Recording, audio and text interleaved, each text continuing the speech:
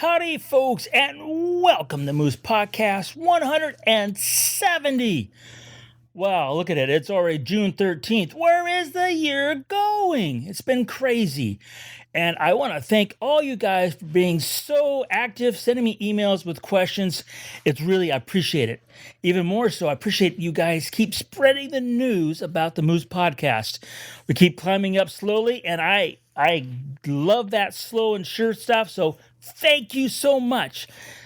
Also want to thank my good friends at Bedford's Camera, bedfords.com. Now, those folks at Bedford Camera, great folks. One of the things that you should be aware of is PhotoCon is coming up here in March. PhotoCon is a one-of-a-kind, unique event here in the United States. It's massive. It's all about photography in every way, shape, or form. You've got great speakers, great workshops, hands-on classes. You've got vendors. It's just a marvelous event. It's just another example how Bedford's goes about helping us photographers.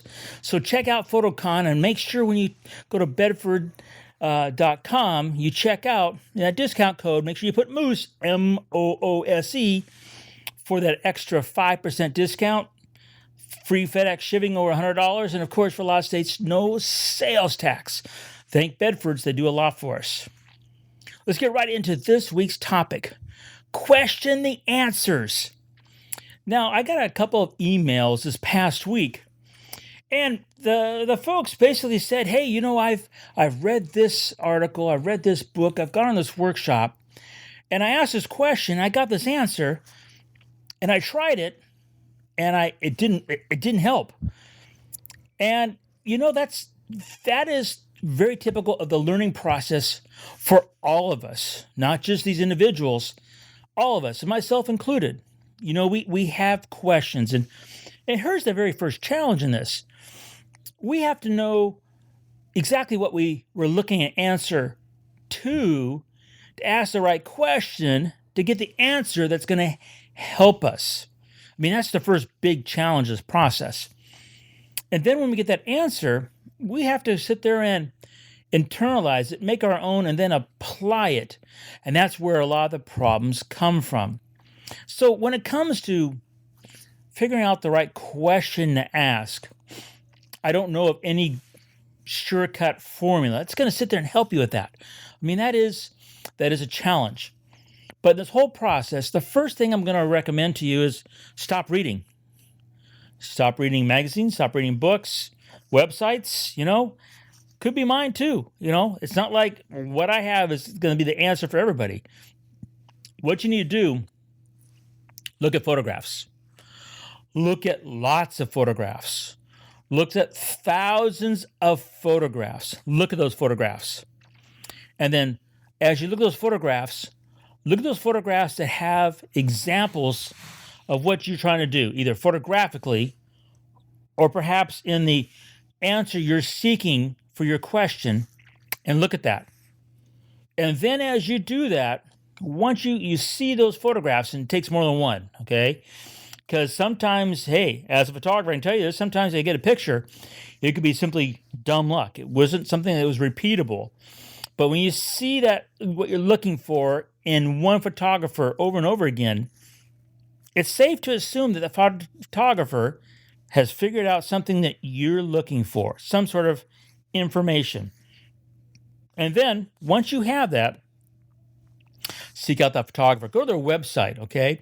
See if you can email them. See if they have online resources that might help you. For example, myself, I have YouTube. And let's say you read about how I use presets so the instruction set that I'm creating in the camera for my RAW file is being honored by Adobe Camera Raw. Well, how do you do all that? You can go to my YouTube channel. Go to the ACR, look at how to create a preset. There's the first start of that answer. A lot of people, for example, are confused about what a raw file is. And a raw file by itself is nothing. It takes that instruction set in order for us to see the beauty that we captured. It's not the raw file by itself. It's a combination of those two files, all right? So how do you go about that? You might be wondering, how do you get better color? You could sit there and there's lots of ways of doing better color. Everything from at the camera to in post and a combination thereof. A lot of people don't realize that you can get better color just by underexposing a third of a stop. Just instantly underexposing, you're going to get better color. You get a bunch of other great stuff too, but boom, there's a simple, perhaps, answer to your question. Now, how do you get to that question, right? You say, I want better color. If you just say, I want better color, wow, talk about open-ended. I mean, where are you seeing this better color? And what part of the process does that come in that you're seeing it, right? So if you're saying, if you want better color from the get-go, from your camera, what are my options? The first one I would tell you is underexposure. There could be all sorts of different other variables and added twos to that one thing. It could be the quality of light. It could be reflected light. It could be using a polarizer. There's just, using a flash, better white balance. I mean, better color in itself is such a generic question that getting nailing down the answer for your photography, that's the challenge. And that's where I'm going to ask you to question the answers. Any answer you get, you need to question it. You're not, for example, the one thing that, drives me nuts is people say, you got to learn the rules to know how to break the rules. That's BS, okay? That's not how this works. You need to understand more, how importantly, how you as a photographer want to tell your story. And when you understand that, and that in itself is a challenge, then you can start questioning the answers to see if that answer helps you obtain that goal for you to be a better storyteller. So let's put an example to this, one that we can all kind of understand from simple verbalization. We walk outside and you've got a storm. I mean, literally right now, I'm looking over the Columbia River. I'm watching, trash cans and people blowing down the sidewalk, and I've seen rain going horizontal, not vertical. It's a storm out there, right? But how do you communicate that storm visually? Well, you have three variables to a storm. You've got the storm is coming, the storm is here, and the storm is leaving, right? Do you want the storm to be, the rainbow on the other side of the storm? Is that your story? Is it the story that the storm is just nasty thunder, lightning, dark clouds? I mean, how do you want to tell that story? So here's a real simple example that you can do for yourself. Go outside and do it anytime. When you see clouds in that sky, take three simple pictures. Take one at -1 exposure compensation. Take two, the second one, at 0, -3, +1 full stop. So you can just take three pictures and look at those three pictures. The only thing that's going to change, and if you do it quick enough, you can do it all within seconds. The only thing that's going to change is that exposure, but that exposure will change the way you tell your story. So in seeking the answer, how do I say the storm is a bright storm, a dark storm, a nasty storm? The answer could be as simple as exposure. Now, you could add many things onto this. You could add a split grad filter, black and white, a number of different variables. But in seeking the answer, once you get that answer, you need to still question it. And the filter you need to question these things by is, does it apply to your photography? And that's really the thing that's really essential. Does it apply to your photography? Now, how do you figure that one out? That's a real challenge. First and foremost, understand that when you take a photograph, it can be a done deal, okay? As in, you go click and you're done. I mean, back in the day of film, that was it. You took the picture, you were done. There was no post-processing. There was no finishing. There was no fixing, because once you shot on film, that was it. It was basically carved in stone. You had to get it right at that point when you went click. But now you have variables. You're in the world of digital rather than analog.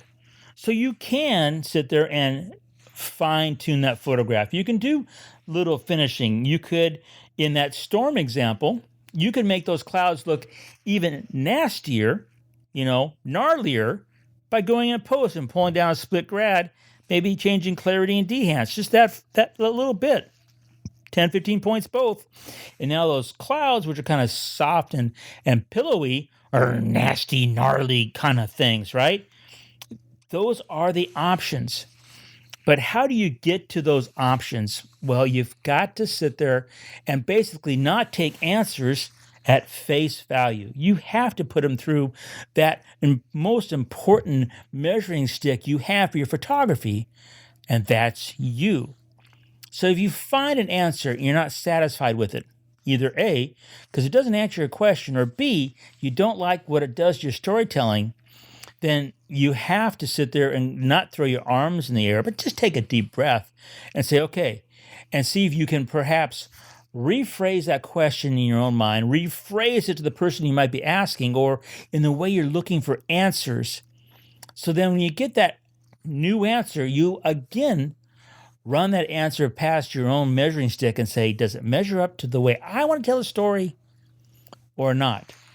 And as you might imagine, okay, I can go on example after example how photographers really need to sit there and question the answers they get.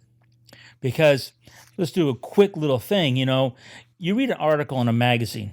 I'm not going to pick any magazine, any person. I'm just talking about basic, generalities here.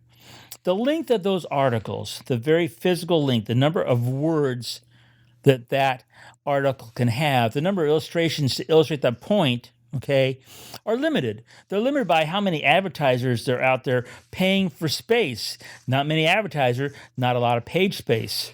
So no matter the intent of the writer of that article, whether they know everything about that topic or they don't, okay, understand that, just because it's in print doesn't mean it's carved in stone. But if you're limited to X amount of words, let's say you can only use 1,200 words, it's really difficult to get everything from A to Z, 1 through 10, in a process or a formula to give you all the answers you need for your photography. It's just nothing malice here. It's just the reality of space, okay? So everything is going to be that way, whether it's a verbal answer or a video answer or a written answer. You still have to sit there and put it through the most important filter of all, and that's your brain connected to your heart. Because that cold-hearted bastard, that camera, right, it's only going to be able to bring back as much as you put into it. So it's really important in this photographic process, right? Especially as you keep growing, as you get better as a photographer, the challenges get greater, the advancements get smaller, and that's strictly based on the way you find the answers to questions to your visual storytelling, and that's what it's all about. Well, I hope you have a great week coming up. Again, thank you so much for spending time with me. And remember, as you go out shooting, to make every click your story.